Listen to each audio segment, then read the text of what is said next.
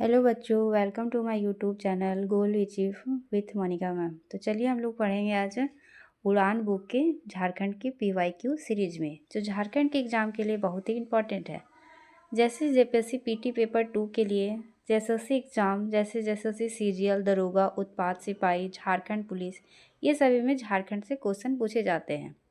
चलिए आगे इसका देखते हैं हम लोग। आज हम लोग पढ़ेंगे मध्यकाल में झारखंड। महामाया मंदिर किस स्थान में स्थित है? महामाया मंदिर हम्पा मुनि गांव में स्थित है। महामाया मंदिर याद रखेंगे, महामाया मंदिर किस स्थान में स्थित है? हम्पा मुनि गांव में। महामाया मंदिर का संबंध किस काल से है?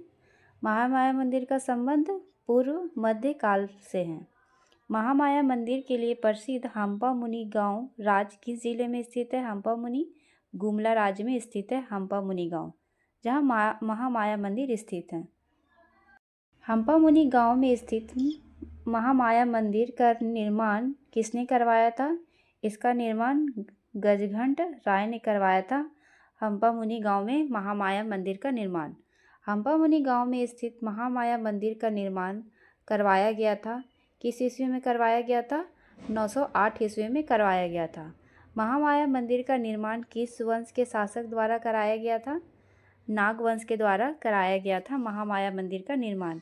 हम्पा मुनि गांव में महामाया मंदिर में निम्न में से किसके हाथों में विष्णु की प्रतिमा स्थापित कराई गई है? किसके हाथों में करवाई गई है? सियानाथ देव के हाथों से शिव मंदिर की प्रतिमा स्थापित करवाई गई है। विष्णु की प्रतिमा स्थापित करवाई गई है। महामाया मंदिर का प्रथम पुरोहित था। कौन था प्रथम पुरोहित? हरिनाथ था महामाया मंदिर का प्रथम पुरोहित। गजघंट राय का धार्मिक गुरु था। गजघंट राय धार्मिक गुरु था। किसका था? हरिनाथ का धार्मिक गुरु था। टांगीनाथ का मंदिर झारखंड के किस जिले में अवस्थित है? टांगीनाथ का मंदिर कहाँ स्थित है? गुमला जिला में स्थित है। गुमला में स्थित टांगीनाथ मंदिर का निर्माण किस काल में हुआ है? टांगीनाथ का मंदिर का निर्माण पूर्व मध्य काल में हुआ है। अष्टभुजी छिन्नमस्तिका शक्तिपिंड निम्न में से किस स्थान में अवस्थित है? छिन्नमस्तिका मंदिर स्थित है कहाँ? रजरप्पा में स्थित है। रजरप्पा झारखंड के किस जिले में स्थित है? रजरप्पा रामगढ़ जिले में स्थित है। रजरप्पा में स्थित छिन्नमस्तिका शक्तिपिंड का संबंध निम्न में से किस काल से है? पूर्व मध्य काल से संबंधित है छिन्नमस्तिका मंदिर। झारखंड के किस स्थान से पाल शासक महेंद्र पाल के शिलालेख प्राप्त हुए हैं? कहाँ से? इटखोरी से प्राप्त हुए हैं। माँ भद्रकाली की मूर्ति का निर्माण झारखंड के निम्न में से किस स्थान में किया गया है? माँ भद्रकाली का निर्माण इटखोरी में किया गया है। इटखोरी में माँ भद्रकाली की मूर्ति का निर्माण निम्न में से किसके शासन काल में किया गया था? पाल काल में किया गया था काली का मूर्ति का निर्माण। बख्तियार खिलजी ने झारखंड से होकर निम्न में से किस स्थान पर आक्रमण किया था? बख्तियार खिलजी ने नदिया को पार करके किया था आक्रमण। बख्तियार खिलजी ने किस शताब्दी में झारखंड से होकर नदिया पर आक्रमण किया था? किस शताब्दी में? 13वीं शताब्दी में। बख्तियार खिलजी के नदिया आक्रमण के समय बंगाल में सेन वंश का कौन सा शासन करता था? कौन सा शासक करता था? लक्ष्मण सेन करता था। गुलाम वंश के संदर्भ में निम्न में से कौन सा कथन सत्य है? गुलाम वंश के समय में झारखंड की सीमा में मुस्लिम सेनाओं की छावनियां स्थापित की गई थी। इल्तुतमिश तथा बलबन के शासनकाल में इनके प्रभाव से झारखंड मुक्त रहा है। गुलाम वंश के शासक इल्तुतमिश तथा बलबन के समय झारखंड में नागवंशी राजा हरिकर्ण का शासन था। ये सभी कथन सत्य हैं। इल्तुतमिश तथा बलबन के समय झारखंड इनके प्रभाव से मुक्त था, क्योंकि यहाँ नागवंश के एक शक्तिशाली राजा का शासन था। वह राजा कौन था? वह हरिकर्ण था। अलाउद्दीन खिलजी ने अपने किस सेनापति को नागवंशी राजा पर विजय प्राप्त करने हेतु भेजा था? किसे भेजा था? छज्जू मलिक को भेजा था। अलाउद्दीन खिलजी द्वारा कब अपने सेनापति छज्जू मलिक को झारखंड में नागवंशी राज्य पर विजय प्राप्त करने हेतु भेजा गया था। कब भेजा था? 1310 ईस्वी में। अलाउद्दीन खिलजी का कौन सा सेनापति दक्षिण भारत पर विजय अभियान हेतु जाते समय झारखंड से गुजरा था? कौन गुजरा था? मलिक काफूर गुजरा था। निम्न में से किस नागवंशी राजा ने अलाउद्दीन खिलजी के अधीनता स्वीकार कर ली थी? कौन स्वीकार कर लिया था? बेनूकर ने अलाउद्दीन की अधीनता स्वीकार कर ली थी। निम्नलिखित में से कौन सा कथन सत्य है? कौन सा कथन सत्य है? मोहम्मद बिन तुगलक ने छज्जुद्दीन आजमुल मुल्क को सतगावा का शासक नियुक्त किया था। तुगलक काल में सिपोह शहादार मालिक बयां को हजारीबाग के चांपा किला को जीतकर फतेह खान द्वारा के हवाले कर दिया था। सब उपयुक्त कथन सत्य है। तुगलक शासक के द्वारा नागवंशी राजा का शासन कौन था? हरिकर्ण था। फिरोज शाह तुगलक ने बंगाल के शासन सफीउद्दीन शाह से हजारीबाग के किस क्षेत्र को जीतकर उसे बंगाल की राजधानी बना ली थी? किस क्षेत्र को जीता था? सतगावा को जीतकर। लोधी वंश के शासक के दौरान इनमें से किसने झारखंड पर शासन नहीं किया था? कौन नहीं किया था? हरिकर्ण ने नहीं किया था। लोधी वंश के शासन के दौरान उड़ीसा के किस वंश ने झारखंड पर आक्रमण किया था? किसने किया था झारखंड पर आक्रमण? गजपति वंश ने किया था। उड़ीसा के किस शासक ने झारखंड के एक बड़े भूभाग पर आक्रमण किया तथा उस पर अधिकार कर लिया? किसने किया था? कपिलेंद्र ने किया था। किस वंश के सुल्तानों के प्रभाव से झारखंड लगभग मुक्त रहा है? किससे? लोधी वंश से मुक्त रहा है। निम्न में से किस लोधी वंश के समकालीन झारखंड के नागवंशी शासक थे? कौन थे? प्रतापकर्ण थे, विराटकर्ण थे और छत्रकर्ण थे। ये सब तीनों थे। 1494 ईस्वी से झारखंड लोधी के भय से जौनपुर के शासक हुसैन शाह सरकी ने झारखंड के किस क्षेत्र में शरण ली थी? किस क्षेत्र में शरण ली थी? साहिबगंज में ली थी। जौनपुर के किस शासक ने सिकंदर लोधी के भय से झारखंड के साहिबगंज में शरण ली थी? किसने ली थी? हुसैन शाह सरकी ने ली थी। निम्न में से किसे झारखंडी सुल्तान के नाम से जाना जाता है? झारखंडी सुल्तान अला आदिल शाह द्वितीय को जाना जाता है झारखंडी सुल्तान के नाम से। शेर शाह ने झारखंड के किस क्षेत्र पर उपयोग अपने बंगाल अभियान में किया था? किस क्षेत्र को? राजमहल क्षेत्र को। शेरशाह ने सेनापति खवास खां ने किस चेरो शासक के पराजित करके स्वयं सुंदर नामक हाथी प्राप्त किया था? महारथ चेरो को। निम्नलिखित से कौन सा कथन असत्य है? असत्य कथन कौन सा? शेरशाह के शासन के काल में झारखंड के शाही सिक्कों का प्रचलन तेजी से आई। शेरशाह ने मुगलों के विरुद्ध अपने अभियान में झारखंड के जंगलों का व्यापक तौर पर प्रयोग किया था। झारखंड क्षेत्र में आक्रमण करने का शेरशाह का मुख्य उद्देश्य स्वयं सुंदर नामक हाथी प्राप्त करना था। उपयुक्त कथन सत्य होगा। मुगल अफगान संघर्ष 1530 से 1541 के दौरान हुमायूं झारखंड के किस स्थान तक आया था? किस स्थान तक आया था? भुरकुंडा तक। जुनैद करानी व मुगलों के बीच झारखंड के रामपुर क्षेत्र में हुए संघर्ष में मुगलों ने जीत हुई थी। यह रामपुर क्षेत्र वर्तमान में कहाँ स्थित है? रामपुर रामगढ़ में स्थित है। अकबर नागवंशों की राजधानी खुखरा को अपने अधिकार क्षेत्र में लेना चाहता था, जिसका कारण था इस क्षेत्र में आर्थिक समृद्धि थी, साम्राज्य का विस्तार करना चाहता था और इस क्षेत्र का सामरिक उपयोग करना चाहता। उपयुक्त कारणों से अकबर नागवंशों की राजधानी खुखरा को अपने अधिकार में लेना चाहता था। अकबर ने निम्न में से किसमें से झारखंड पर विजय प्राप्त करने हेतु भेजा था? किसे भेजा था? शहबाज खां को भेजा था। अकबर ने 1585 में शहबाज खां के नेतृत्व में नागवंशी शासक के विरुद्ध विजय प्राप्त करने हेतु अपनी सेना भेजी थी। कहाँ भेजी थी? किसे भेजी थी? मधुकर्ण शाह को। निम्न में से किस मुगल शासक ने झारखंड को सर्वप्रथम अपना करदाता प्रदेश बनाया था? किसने? अकबर ने बनाया था। 1589 में अकबर ने निम्न में से किसे बिहार झारखंड का सूबेदार नियुक्त किया था? किसे किया था? मानसी को किया था बिहार झारखंड का सूबेदार। 1590 में अकबर ने सूबेदार मानसी निन्यानवे में से पलामू के किस चेरो राजा को मुगलों के अधीनता स्वीकार करने हेतु विवश कर दिया था? भगवत राय को विवश कर दिया था। 1592 में अकबर ने प्रतिनिधि मानसी ने झारखंड के किस स्थान से बिहार एवं बंगाल की राजधानी बनाया था? किसे बनाया था? राजमहल को राजधानी बनाया था। 1592 ईस्वी में उड़ीसा के अभियान के लिए जाते समय मानसी निम्न में से झारखंड के किस स्थान से गुजरा था? किस स्थान से? सिरभूम से गुजरा था। 1592 ईस्वी में उड़ीसा अभियान हेतु जाते समय मानसी ने सिरभूम के किस राजा को मुगलों की अधीनता स्वीकार करने हेतु विवश किया था? किसे किया था? रंजीत सिंह को विवश किया था। निम्न में से किस मुगल काल सूबेदार ने परकोटा व महल के नगरों का नामकरण अकबर नगर के रूप में किया था? कब किया? किसने किया था? मानसी ने किया था।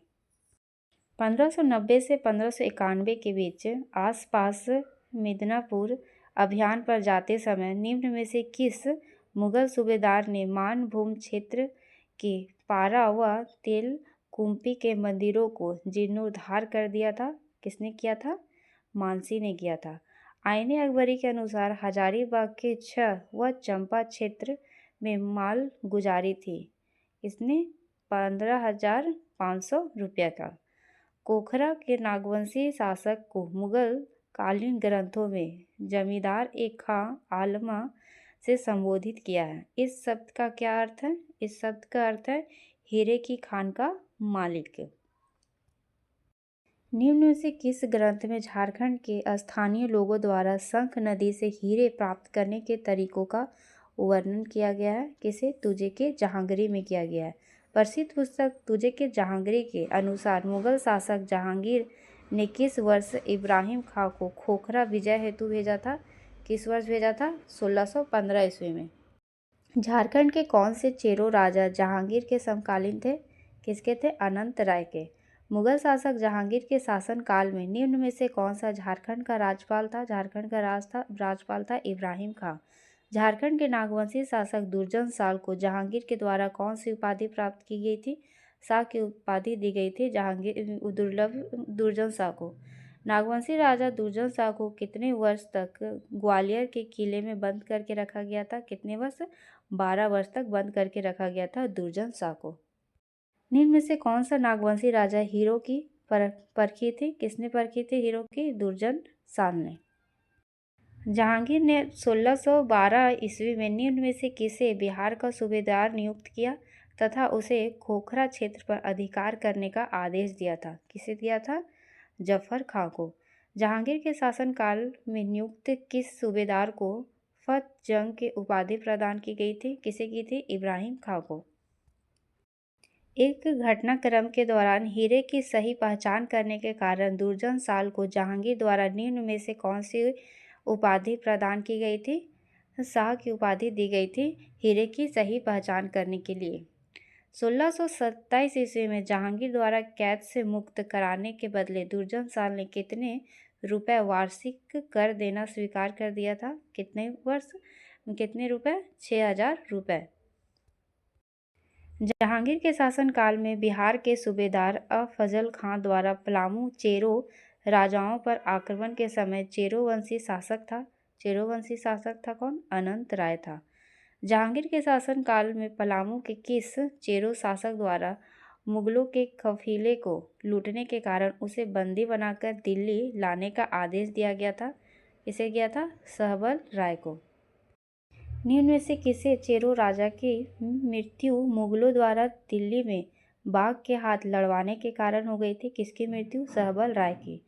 खुर्रम ने किस मुगल सूबेदार को एक युद्ध में मारकर राजमहल पर अधिकार कर लिया था? किसे मार के अधिकार कर लिया था राजमहल पर? इब्राहिम खां को। जहांगीर के पुत्र खुर्रम ने किस क्षेत्र को अपनी राजधानी बनाया था? राजमहल को बनाया था। शाहजहां के काल के समय पलामू का शासक कौन था? पलामू का शासक प्रताप राय था शाहजहां के शासनकाल में। 1632 ईस्वी में किस सूबेदार ने पलामू की मालगुजारी को बढ़ाकर 1,36,000 रुपये कर दी गई थी? किसे? अब्दुल खां की। मुगल शासक शाहजहां ने पलामू के चेरो राजा को पराजित करने हेतु इनमें से किस सूबेदार को भेजा था? किसे भेजा था? शाइस्ता खां को भेजा था। शाइस्ता खां ने किस वर्ष पलामू पर आक्रमण किया था, जिसके बाद पलामू के शासक प्रताप राय से उनकी संधि कर ली थी? किस वर्ष? 1641 ईस्वी में। 1643 में शाहजहां द्वारा इनमें से किसे बिहार का सूबेदार नियुक्त करते हुए पलामू के राजा के विरुद्ध कर देने से मना करने के कारण कार्यवाही हेतु आदेश दिया गया था? किसे? इतिकाद खां को। इतिकाद खां की सिफारिश पर शाहजहां द्वारा प्रताप राय को कितने मनसब प्रदान किए गए थे? कितने मनसब दिए गए थे? 1000 रुपये। प्रताप राय ने मुगल सूबेदार इतिकाद खां से संधि करने के पश्चात कितने रुपया वार्षिक मालगुजारी देने का स्वीकार किया था? कितना रुपया? 1 करोड़ रुपए। प्रताप राय की संधि हेतु विवश करने वाले जबरदस्त खां को कितने मनसब की मनसबदारी प्रदान की गई थी? कितने? 2000 की। निम्न में से किस स्थान पर मुगलों का एक टकसाल भी था? कितना था? किस राजमहल का था? निम्न में से कौन सा नागवंशी राजा औरंगजेब के समकालीन था? कौन था औरंगजेब के समकालीन? रघुनाथ शाह और रामशाह था। फ्रांसीसी यात्री टेवेर्नियर के अनुसार रघुनाथ शाह के राज पर कितने बार मुगलों ने आक्रमण किया था? कितने बार? मात्र 1 बार किया था। किस मुगल शासक ने शासनकाल में चेरोवंशी राजा मेदिनी राय ने नागवंशी राजा रघुनाथ शाह की राजधानी दोयसा पर आक्रमण करके पत्थर का एक विशाल फाटक प्राप्त किया था, जिसे नागपुर दरवाजा भी कहा जाता है? किसे कहा? औरंगजेब ने किया था। औरंगजेब ने इनमें से किस सूबेदार को पलामू के चेरोवंशी राजा मेदिनी राय पर आक्रमण करने हेतु भेजा था? किसे? दाऊद खां को भेजा था। कुंडा का वह कौन सा शासक था जिसने औरंगजेब के सूबेदार दाऊद खां से पराजित होने के बाद इस्लाम धर्म स्वीकार कर ली? किसने इस्लाम धर्म स्वीकार कर लिया था? चुन राय ने। इनमें से किसने मेदिनी राय के कहने पर कुंडा के शासक चुन राय की हत्या कर दी थी? किसने कर दी थी चुन राय की? सुरवर राय ने कर दी थी। इनमें से किस नदी के तट पर मेदिनी राय तथा औरंगजेब की सेना के बीच युद्ध हुआ, जिसे मेदिनी राय की सेना पराजित हो गई थी? किस नदी में? औरंगा नदी के तट पर हुआ था आक्रमण। मुगलों से युद्ध में पराजित होने के बाद मेदिनी राय ने निम्न में से किस स्थान पर शरण ले ली थी? किस स्थान में? सुरगुज्जा में शरण ले ली थी मेदिनी राय ने। पलामू पर अधिकार करने के बाद मुगल सूबेदार दाऊद खां इनमें से किसे पलामू का फौजदार नियुक्त किया था? किसे किया था? मनकली खां को। दाऊद खां ने पलामू से प्राप्त सिंह द्वार को इनमें से किस स्थान पर स्थापित किया था? सिंह द्वार को दाऊद नगर पर। दाऊद खां के पलामू अभियान की सफलता से खुश होकर मुगल बादशाह औरंगजेब ने उसे कितने रुपए का उपहार इनाम स्वरूप प्रदान किया था? कितने रुपए? 50,000 रुपये इनाम स्वरूप प्रदान किया था। औरंगजेब के शासनकाल में रामगढ़ का राजा कौन था? रामगढ़ का राजा कौन था? दलेल सिंह था। दलेल सिंह ने अपनी राजधानी को बादम से क्यों हस्तांतरित कर दिया था? क्योंकि बादम मुस्लिम आक्रमणकारियों के मार्ग पर अवस्थित था। रामगढ़ के शासक दलेल सिंह ने बादम से हटाकर अपनी राजधानी किस स्थान पर हस्तांतरित कर दी थी? किस स्थान में बनाया था? रामगढ़ में बनाया था। कुंडा राज की स्थापना औरंगजेब के किस अधिकारी ने की थी? कुंडा की स्थापना की थी रामसिंह ने की थी। रामगढ़ राज के उत्तर पूर्वी भाग में कौन सा स्थान अवस्थित था जो औरंगजेब के आक्रमण से बचा हुआ था? कौन सा क्षेत्र बचा था? खड़गडिया बचा हुआ था। तत्कालीन रामगढ़ राज का कैदी वर्तमान झारखंड के किस जिले में अवस्थित है? कहाँ स्थित है? चतरा में। झारखंड के मुस्लिम प्रवेश का मार्ग प्रशस्त करने का श्रेय किसे दिया गया है? शेरशाह को दिया गया है। निम्न में से कौन सा क्षेत्र मुस्लिम आक्रमण से पूर्णतः बचा हुआ था? मुस्लिम आक्रमण से बचा हुआ था कौन? धनबाद। मुगल काल में झारखंड को किस नाम से जाना गया है? मुगल काल में खोखरा के नाम से जाना गया झारखंड को। किस चेरो राजा ने दोयसा पर आक्रमण कर उसे तहस नहस कर दिया था? इसने कर दिया था? मेदिनी राय ने कर दिया था। निम्न में से किस चेरो राजा ने नौरत्नगढ़ का प्रसिद्ध नागपुर दरवाजा पलामू के किले में लगवाया था? किसने लगवाया था? मेदिनी राय ने। निम्न में से किस चेरो राजा को न्यासी राजा की संज्ञा दी गई है? न्यासी राजा की संज्ञा किसे दी गई है? मेदिनी राय को।